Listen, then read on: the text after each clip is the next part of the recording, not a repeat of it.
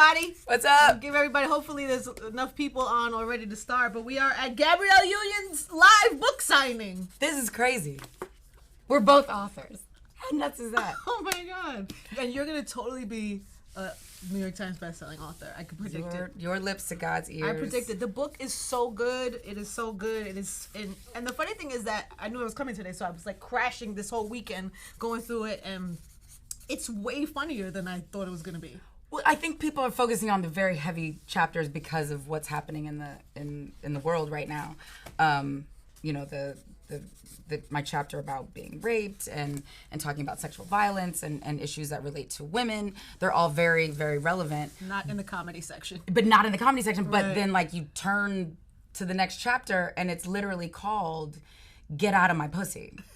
So good. Yeah.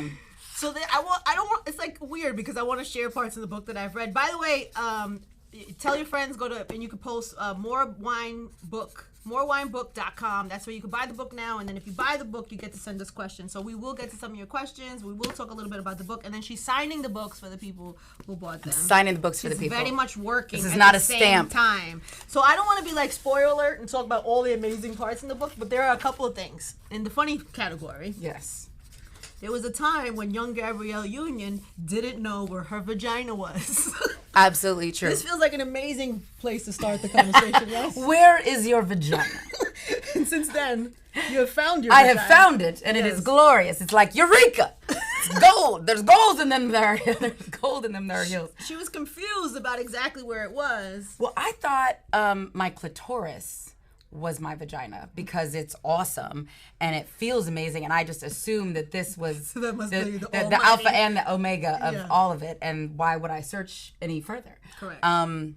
So I thought, oh God, of course childbirth is really painful because it comes out of this tiny little place. But I didn't know, because I think my mom, who, is incredibly intelligent and has always been very, forthcoming about, reproductive, your reproductive organs Right. and whatnot.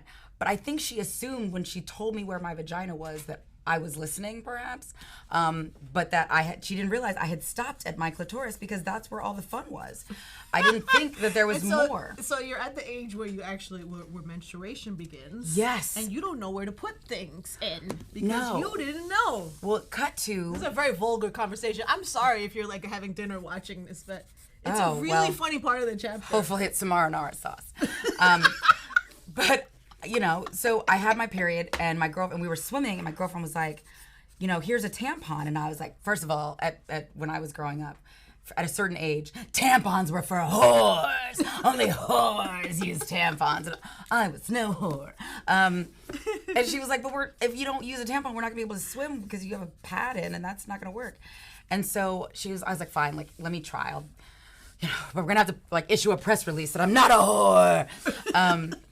And I was literally trying to put the tampon into my clitoris. I'm like, it's too big. Ow. And she's outside the bathroom. She was like, it's too big. No, I gave you And she the helped smallest. you. Yeah, she physically came in. Shout out to Big D. She physically came into Do the you bathroom. find it interesting that the person who helped her to find her vagina was named Big D? Big D. What would you do for the D? Obviously, she would help me. I found my vagina for the D. It was really more for me than for the D, but I'm sure she was thankful as well Are you still that I friends stopped with Big trying D? to put my tampon in my clitoris. I haven't seen her in years. It's kind of like friends from home. You feel like you're Also, it's you're probably- always friends. It's probably awkward. And she knows too much. Yeah, she knows the most. She knows way too much. Oh, the wine has gotten here. Oh, well. So the thing about this book is Gab is very forthcoming about do we got? things like that and very personal things. And in the beginning of the book, in her intro, she explains that you want the book to feel like A conversation. with your friends. Yeah. Where you need wine. Lots of wine. So when we got here, there was no wine. So somebody just brought us some. And I'm trying to think of where were we? Was it an Italian restaurant? We had a big dinner, and we went through a lot of opus. It was like during the opus phase. Yes. Is the opus phase over? Well, no, I mean I remember it was like in rap songs, and everybody was like, Yeah. Jay-Z was rapping about opus, and I was like, I gotta get opus. I didn't even know what kind of grape it was, or I just wanted to be like Jay. Opus. Everybody wants to be like Just Jay. 444. Just be like Jay. This is my early copy that I got, and it's so good. So we should get to some of these questions. So yeah, because I'm flying through these people, the signings. I'm an overachiever. Of course you are. So the website is morewinebook.com. You can buy the book and then send your questions. So we'll go through some of these. Kim from Alabama says, no question. I'm just incredibly proud of you. Thank you, Kim from Isn't that nice? Alabama. Thank you. What is it like? I'll drink to that. For every compliment. Okay. And also for every insult, 2 drinks. That's nice. Gary from Maryland said, what was it like growing up in Omaha? Gary from Maryland. My family and I lived in Omaha until I was 8. And my extended family, my larger family, we have the largest black family in the state of Nebraska and one of the largest in the Midwest. We actually just celebrated our 100th annual family reunion this past August. That must have been amazing. Yeah, it just means there's a lot of people that can beat you. At anything? That for anything.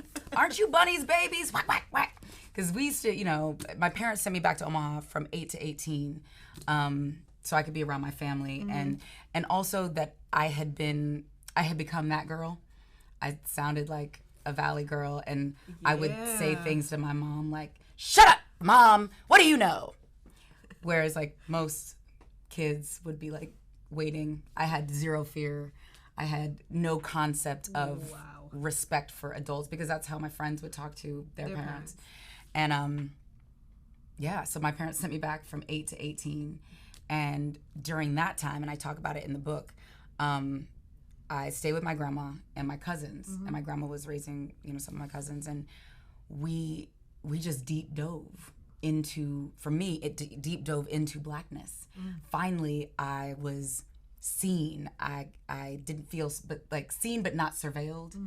I was visible to people, and I didn't have to try to be anything other than myself, and I was accepted, just by birth. And it was the most freeing, awesome, amazing experience. Because you walked that fine line for a while, because you were like the only black girl, and then you were like embracing your blackness full throttle, and with my family, and still going back and forth though. At the end of the summer, you had to go back, and we call it the re-entry period, where you got to go back and be the black friend. And let me tell you, your black friends, if you only have one black friend, that black friend is so tired and annoyed of having to explain things, of having to let racist the black friend. They are very angry, and they are tired. They won't say it because they want to fit in, but they're tired and they're annoyed, and it's exhausting. Yeah. But anytime you have a chance to be free, it feels so good. But then when you have to go back, it just feels like being released from prison and then having to go back, Doesn't that prepare you for life?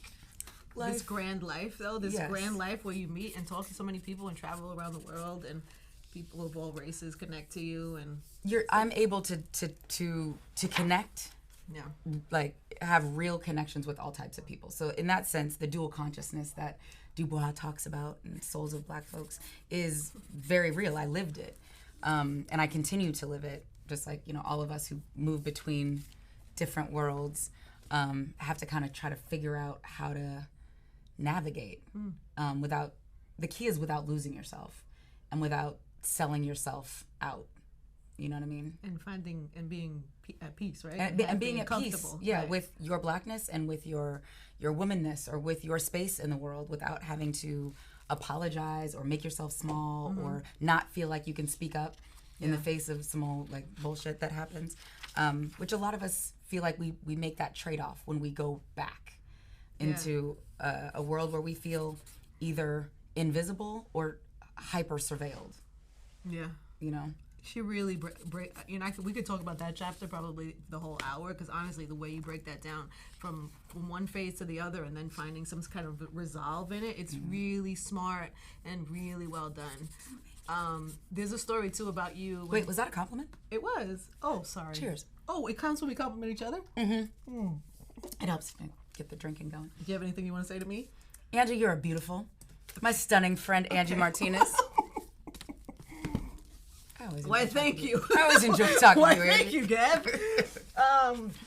Okay, so there's a story in the book where she talks about her first modeling gig, and that when you come to these, you're told to come with clean hair. Yes.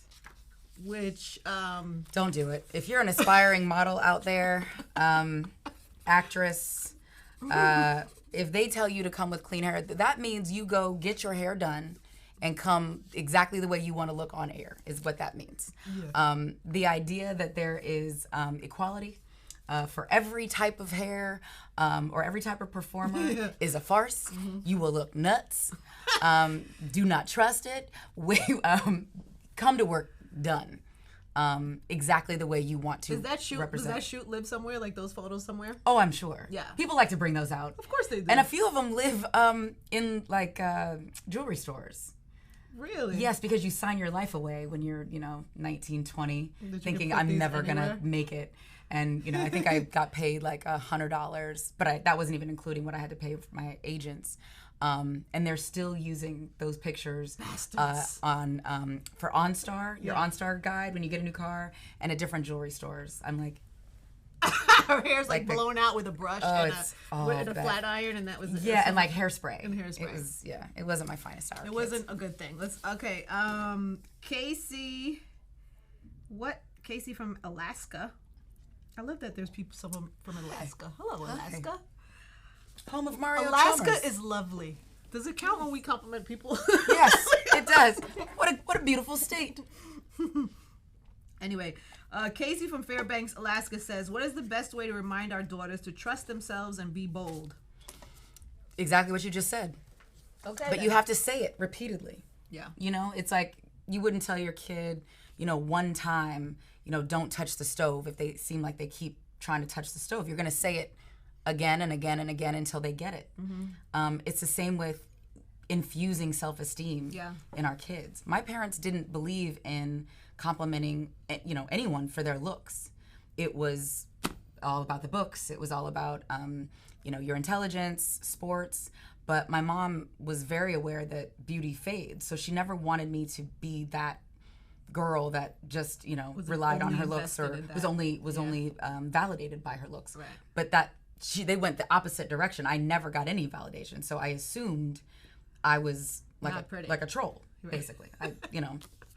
Aww. Yeah. Good. But I also had like buck teeth. But you are beautiful.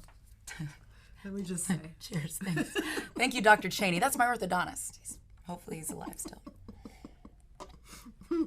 But I had like buck teeth. I looked like an emaciated cricket. I wasn't anyone's brand of attractive, except for possibly my mother, and she was like, "I'm not telling you you're attractive. I'm gonna give you all the praise in the world for that book report, but we're not gonna be those people who are like, look at my little princess." So the first guy that was like, "Look at my little princess," I'm like, you were like, "That's I bad. will follow you. That's so bad. Follow you wherever you may go." Yeah, and it's sad because you're so desperate for any type of validation. And my mom, and I talk about it in the book, was very light skinned. Mm-hmm. She had long hair at the time, and she always got a ton of compliments. But because I looked nothing like her, I assume I was the opposite of her. So if she was beautiful, then what were you? Light skin, long hair, I must be hideous. So you have to reinforce it all the time. All the time. Just drive it home. And by the way, so she's so honest in this book when you talk about like when guys would come around and you finding your self-esteem in them and that, and you were, from your first time to that's in there. Losing my virginity is in there. Her first time is in there. Is that not scary and private and like? Did your husband freak out when he reads that? No. You know what's crazy? He was reading it as I was writing and turning in the chapters, and the only chapter he was like, nervous about was the chapter about my dad, because he thought he was concerned about how my father might take that chapter. Right. But no, he when you marry a woman over 40, there's gonna be some. There have been penises. But they don't necessarily want to read about the penis. And I'm sure he did not want to be. I was quite specific. She's quite specific. Quite specific about their penis and the fact that I believed I had a wolf pussy. That's the term I use. And she calls it that. I was not prepared, kids. You know, I didn't have those kind of parents where I just had oodles of time. And where we talked about, you know, shaping perhaps the nether regions. Yes. Hence the term that was used often in high school, the fur pie. The fur pie. The furps. Hence wolf. I was terrified. I thought my vagina was totally different than everyone else's. Yeah. My first time was with someone of a different race, and I didn't know that he was a different race when I read it. I don't. You don't say that. His name is Billy, I think. Billy? That's the name in the book, yes. Oh, you changed it. I changed it, yeah. I wondered that a few times when I'm reading through, and I'm like, is this person's really name? No, I had to change most of them. Okay, so first time. Documented people. Because then I thought, how does he feel sitting somewhere in America? And hopefully he's like this. That was me. I did that. So him, and then I thought about the girl who was like mad at you. Quishan. No, I had to change her name because she'll still kick my ass. She's still probably very upset. Very, very upset. Very upset. Yes. So you did change some of the names to protect I changed the most innocent. of it. Well, to protect the innocent, or just to protect me from, you know, lawsuits. Right. But yeah, like, there's just people's names I couldn't change, like my former spouse, because that's public record. Yeah. And then in the last chapter, The Tale of Two Martinezes, those are my you know, one of my friend who passes away, and my other friend, her brother, who lives here in New York. But they're, you know, their stories I've told, one of their stories I've told, you know, a few times publicly. And my other friend, Ray, gave me permission. To use his name? Yeah, yeah. Wow. It's a chapter about homophobia. Yeah. And evolving. It's towards the end. Yeah. So I want to just really quick go back, and then I'm gonna go back to questions here. But you go to this chapter about being in this relationship, getting married. What is the marriage chapter called? Like, it's like quick burn. Crash and burn marriage. Crash and burn marriage. So you get married. And you're already cheating, and so is he already. Oh, yeah. Upon entry. Yeah, I didn't let, like, the marital vows get in the way of my outside dating. A lot of people stop there, and I just... I couldn't. Once I realized how prolific his cheating was, I was like, and now I'm competitive. Yeah. It was like... So you're like, I'm going for okay, mine. you're going for the whoever's closest to the door at 2 a.m. But I'm I love gonna that go you take some, your own accountability. No, I was so grimy. It was... I had a problem, but it all comes from self-esteem. And, you know, feeling like the more options I had that I took advantage of, the more successful I was, or the better I was, or the more attractive I was. And also this idea that a lot of couples have, that whoever brings home the most money is entitled to do whatever the hell they want. Entitled to be disrespectful, entitled to not be loyal, entitled to... Lies. To lie. Right. To lie. Yeah. Because you have the most money. Which it turned out that you were the breadwinner towards the end of that marriage, Yeah, well, actually from the beginning. Yeah, from the very beginning. He probably loves that you talk about this in the book. Or not. Yeah, I guess we'll find out. Have you gotten any feedback, and did you alert the people who are involved in the stories, or no? I've been telling jokes kind of about my first marriage for years, but I mean, obviously nothing to this great of detail. Yeah. But no, he has not contacted me or anyone that he's not gonna love it. He's not gonna love it. Yeah, no, he's not gonna love it. And you're okay with that? He owes me money. And look, two of my biggest things in life: don't mess with my money and don't waste my time. Yes, time. And I feel like he wasted both. He messed with me both ways. So he's now married. You know, so hopefully he's evolved and is a whole different person for his wife. Yeah. And if she would like to kick into that kitty of money that he owes, feel free. I don't know that this is the time. No, I mean, well, I think it's always the time to collect your money. I don't know if this is the time. I need wine. I'm gonna need wine. You're gonna need some more wine if I collect my money on this Facebook Live. For anyone else who has outstanding loans to the Bank of Union, feel free to make a deposit. We have a call, so I think we're also going to take a call. A call? It's my mother. Mom? No, it's Mom? not. Not my mom? It's the ex-husband. It's my ex-husband. No, it's not. It's Amber from Cincinnati. Hi, Amber from Cincinnati. She's on this phone. Let's get her. She's on speaker. We don't have... It's not that. It's not that. Oh, wait. She's on speaker. Hello? You there? Hi, I'm here. Hi, Amber. Hi. So, first of all, I just want to say that you have gorgeous and flawless skin. Oh, thank you. What is your skincare routine? My skincare routine. Well, I drink about a gallon of water a day. So along with the really? wine, yeah. I'm probably over a gallon at this point because I've been going to the bathroom a lot. But I try to do at least a gallon of water a day, and that has been the biggest thing. I know people are trying to move away from the whole anti-aging phrase, but water has been like the biggest help. It's hair, skin, nails, at least a gallon of water. And then I use this, to me it's a miracle oil, and I get no pay or in any way, shape, or form, no endorsements from this. But my facialist in Miami, Skin by Tatum, introduced me to Miragal oil, and it is unbelievable. It creates like a perfect palette, even when your skin is not that perfect, for your makeup to go on. You put it underneath. Yeah, yeah, and it's Miragal. Got it? Miragal oil, and water. And water is probably easier to get. Yeah. And yeah. Got it. Thank you so much. Thank you for calling. Enjoy the book. You're gonna love it. I know. I'm excited. All right, sweetie. Have a good night. Bye. Bye. Thank you. Orlani Elizabeth, New Jersey wants to know, what is the secret to a healthy relationship?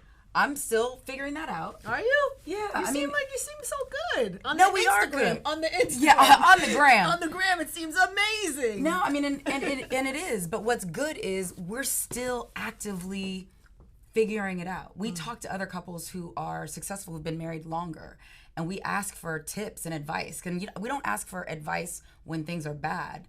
We're asking for advice. Okay, we're good right now, but how do we stay here? How do we grow and evolve? So we went on this trip for our anniversary to Greece, and we invited 5 other friends, 5 other couples who are varying, many years of marriage, and who all have anniversaries around, August, September. And we were out on the boat one day, and Dee asked all the wives, and there was one gay couple, all the wives and the husband, what are your expectations for us?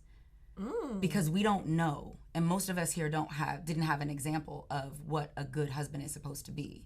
So what are your expectations of us? What an it was amazing question. Right? And all the men were like this. Were you so proud of your husband? I was like, who are you? But what was crazy is every husband looked at their spouse like waiting with anticipation to hear what they were going to say, because no one had the conversation. Right. All of us had been married, more than a year or 2 or 3, and no one had the conversation. What do you expect of me? Right? And so just that conversation led to so many others, and it was literally watching husbands and wives listening to each other, feeling like they were in a safe space of other couples who aren't pretending to have all the freaking answers, other couples who are saying, yeah, things are good, but I want them to be amazing, and I want them to stay amazing. Or how do we weather the boredom or the monotony? And we were just having honest conversations and offering each other like real advice, and not just in our romantic relationships and our marriages, but dealing with family, with kids, with work, with work relationships. And it was one of the best, strangely super dope vacations I've ever been on, and everyone was very vulnerable. And I'm learning that. So what is the thing you wanted? What were my expectations? Yeah, what is the expectation? My expectations for him were to keep evolving. I don't want to have the same conversation repeatedly. I want your friends to evolve. I don't, if you still have the same small crew that you had at 18 or 25, something is not growing and evolving. Right. Financial responsibility, being a present partner, fidelity, what loyalty actually looks like. For a lot of people, loyalty is bringing home the check to one person. Yeah. So just defining all of that and being very clear about my expectations. You should do like a little seminar or something. Well, how not to screw it up, because we've screwed it up and now we're back and here we are. You're doing so good. And it's funny too, because I jotted down some things that I saw in here. So there was a early Gabrielle, pre-marriage, said that monogamy is for suckers. This is a point in your life that you believe that. Yeah. Until, I mean... Until when? Like... Until Dwayne? Well, I mean, like, probably, what is it, 2017? Like, maybe, like, 2013? Like... 4 years ago? Yeah, like, it just, you know... Just the nature of the long distance and the in and the out and I love you, I hate you, we're in it to win it forever to I'm not gonna talk to you this month. That kind of reinforced that. As cool as we were, as best friends as we are, we just didn't have, we were never feeling it the same at the same time. So the idea that I would eliminate my rouster just seemed foolish. You are such a special little soul. I think that's a compliment. It is. Oh, yes, it was a compliment, as a matter of fact. I'm going to be drunk by the end of this. Oh, no, wait, there's more books. We have more?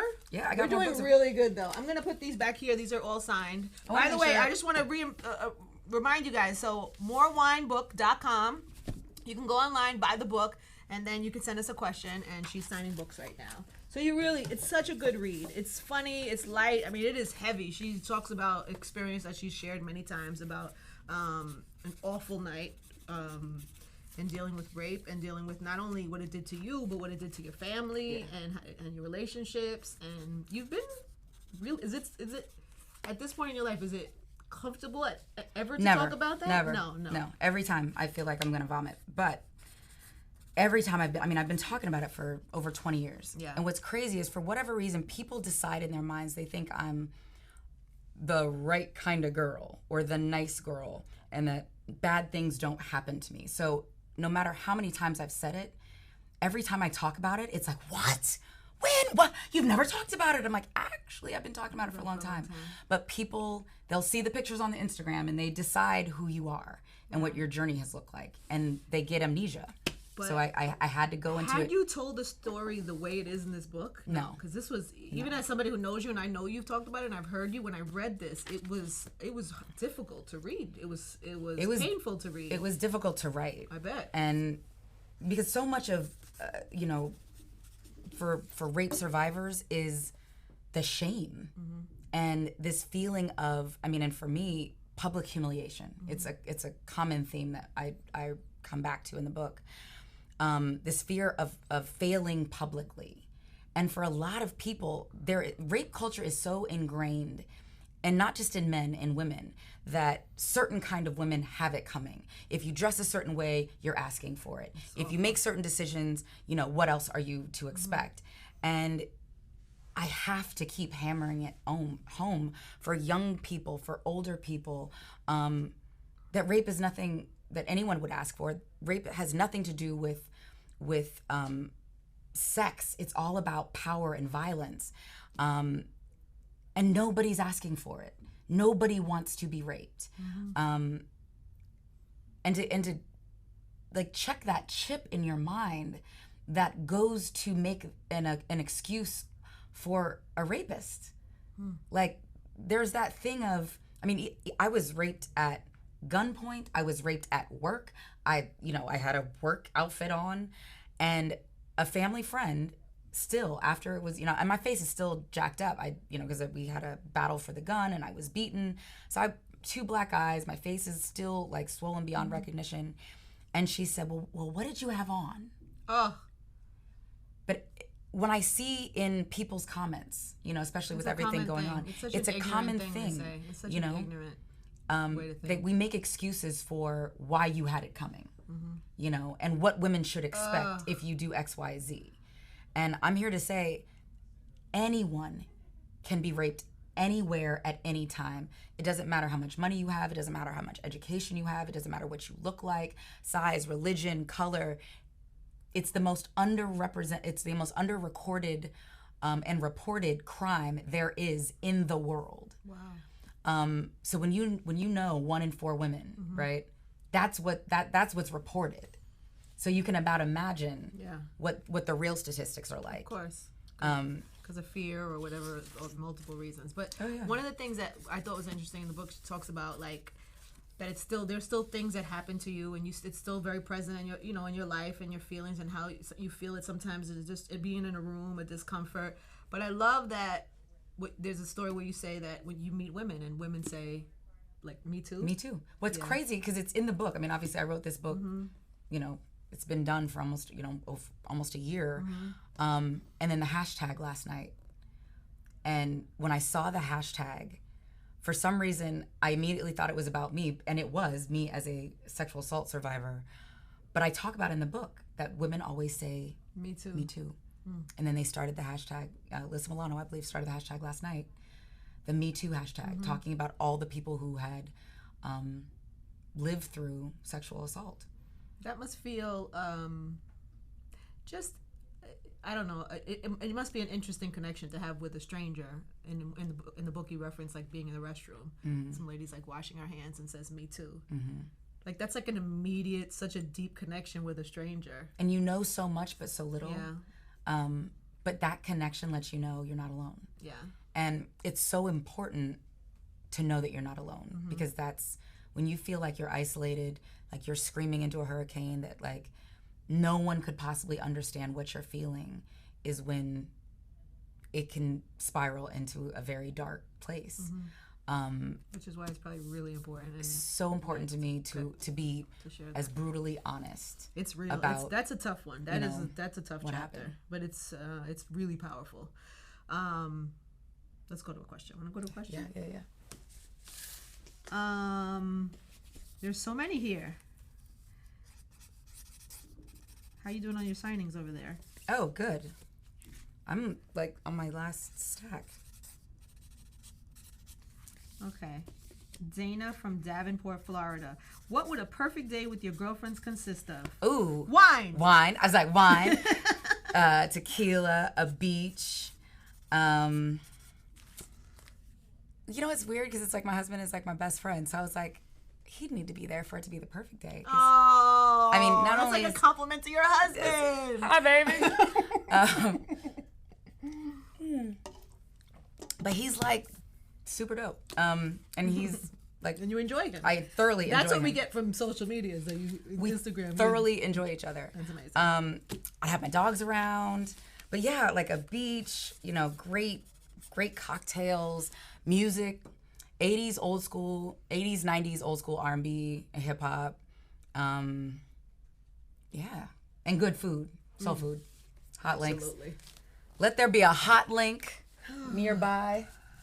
I like this question. This is Jennifer from Berkeley, California. Hey. And you talk about mentor. There's a chapter on, like, you mentor. It's not all of the whole chapter, but you talk about mentoring young girls, like 14-ish, 15. So her question actually is one I wondered too when I read that. What would you tell your 15-year-old self if you could tell her one thing? Oh, at 15. Stop being crazy. Stop being loose. Find your vagina. Yeah, find your vagina. First of all, get an anatomy book. Locate that vagina. No, you know it. You found it by 15. I found it by 15. You don't have all the answers. Your mom is not your enemy. Your mom is a human being. Women are your friends. You don't have to see every woman as competition. And slow down. Slow down.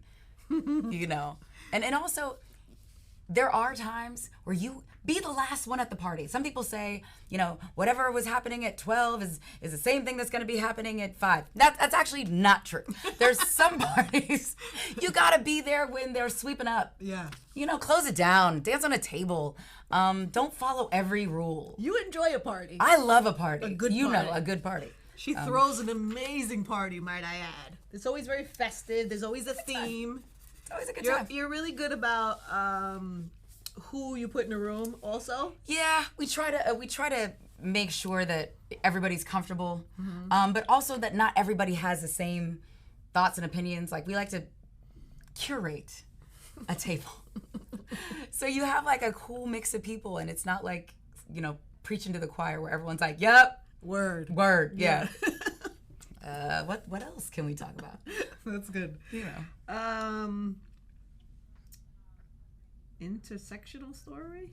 Intersectional feminism? I guess Is that what they're so. Someone who is starting to share their personal intersectional story. What advice would you give them? The advice I would give you is people, there are times where people will ask you to separate your womanness from your ethnicity, or your womanness from your religion, or all the pieces that make up your identity as a woman or as a man. But I think we're talking about intersectional feminism, I'm assuming is what they're talking about. It's vague. It's vague. It's an iPad. It's 2 lines. I don't know. But don't deny any part of your identity, because it all makes up exactly who you are and informs how you move through the world. So, a lot of women are like, you put your womanness, what comes first, your womanness or your blackness? And I'm like, my black womanness, because I've never entered a room not as a black woman. Yeah. I don't have the luxury of just thinking about one or the other. They are linked. Yeah. And to ask me to separate them is to ask me to deny an integral part of who I am. I know you're going to hate this question. Are you ready? Yeah. Angela M. from North Carolina. Will there be a baby Wade? Oh. There is a section in her thing that's set in the book that says, stay out of my pussy.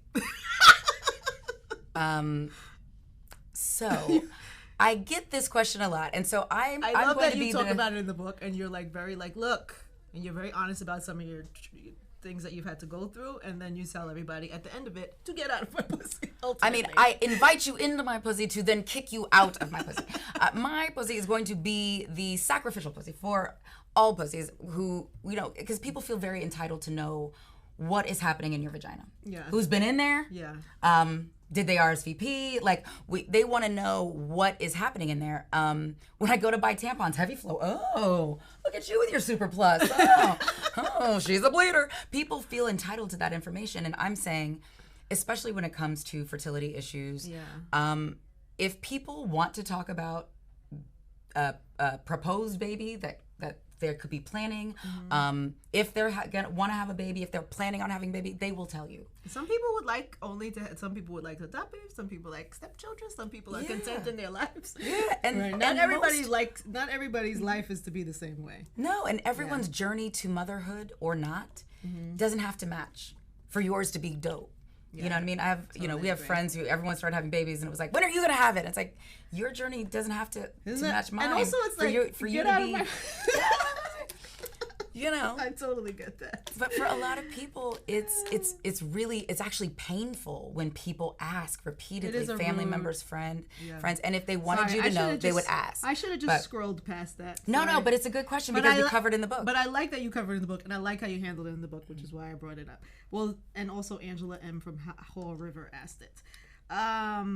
By the way, I just want to remind you, morewinebook.com to buy your books and to send your questions. How did you start your book, Joy from New Orleans? Joy from New Orleans. A lot of the chapters I had written as a part of like homework for therapy. Do you go to therapy? You do therapy? Oh yeah. Still proud card-carrying member of Therapy R Us. I've been no, I just made that up. There should be a therapy that would be like an app. I wonder if there's an app, like where you could just like Facebook. I'm sure there's therapy, or not apps. Facebook, or I could Facebook Live a session. That actually probably would be helpful for people to really helpful. If you want to say goals, understand the journey and what me and my therapist are talking about. But a lot of these chapters start off as homework, just for me to write and journal about some of the tougher things that I've gone through in life. And when I was approached to write this book, I had already had so much of it done.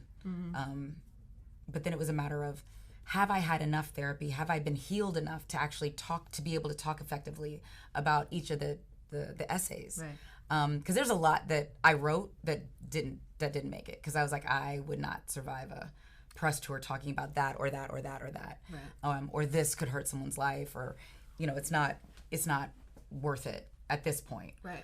So a lot had to go into what made it into the book, and why. Was there a greater good point to include each essay? It's so good, Gab. Are you proud of it? How do you feel? I'm so proud. I'm just excited for people to actually read it so I can discuss, with Is it people. weird doing the press tour now and then talking to people about because It's in there. It's all like It's all in there. It's all in there. And everyone who's read it takes something different away. Oh, really? Okay. Yeah. So it's not like, oh, that one chapter. I think because the People magazine, piece really dove deep. Well, actually, the piece talked about it covered actually a lot of chapters, but most people zeroed in on the infertility chapter, and so a lot of people thought the whole book was about. Had you talked about that publicly before the book came out? No. I talked about the challenges of older women and being a career woman and people feeling like you have to make a choice. And I talked about it in Red Book, and people took that as me talking about my fertility. But I had never, actually ever talked about it. People are they want this baby Wade so bad. I think they do that to everybody. At this point, it's going to be like the miracle birth, the miracle baby, however they arrive. We shall see. But we're, the hope is alive. And, but yeah, people really zeroed in on that, but kind of didn't think that there would be so many essays about so many different things. So as they're reading it, it's like, oh, the losing your virginity part, or being the chapter called Mittens, being black in white spaces. So there's so much more that people are like devouring and are curious about. That's why I'm so excited to go on the book tour around the country and actually talk to audiences that have read the book. Yeah, it's going to be good and intense. Yeah, I hope so. Intense but fun too. It's really funny. I'm like, are you okay? We're gonna need more wine. You're gonna have. Do you have a wine sponsor for your press tour? Well, I have my your own wine. I've got my own wine. You do. Vanilla pudding sold exclusively at Total Wine and More. Why do you not have? We need that Because everywhere. we used a red wine on the cover because it was easier to kind of shoot. See, yeah. So. Fine. I didn't want the whole thing to be like one big ad. Mind you, this is New York and Company for my New York and Company line. There's a New York and Company line. Isn't there hair products? Yes, also? Flawless. I just got my box the other day. Is that what is that? Is that what you do? No, just in my mind. That's what I feel like Beyonce does. She doesn't do that. It's like, well, she might a little in the middle. I don't know, perhaps. I'm waiting for that boomerang with her and Blue Ivy, where they're like, doing a hair toss or something together. So is that like available? Because I got a box. I didn't know. Yeah, no, that's available. Like it's been out. We sent it to all my friends with textured hair, and we just want you to try it out and let people know what you think. I'm gonna get to one more question, and then we're gonna do our. Oh, it's 20 minutes? Okay. This is what I was told. Here we go. It is 22 questions in 2 minutes. But let me do this one question really quick. Okay. From Lamisha from Florida. Okay. How did you become such an affluent speaker? And affluent? What is it? Like, that's a bizarre question. Okay. I think it's kind of twofold. How did I become such an affluent speaker? So I'm going to deal with my personal wealth first, as the affluent part of that. I have lived well below my means. Be nice. For my whole career. And so, but part of what makes me an effective speaker is that I'm not fake. I'm not lying. If these jewels, these go back. So that's how I'm able to maintain my wealth. I'm not trying to keep up with the Joneses. I have lived well, like I said, well below my means. But how have I become maybe like an effective speaker? A lot of trial and error.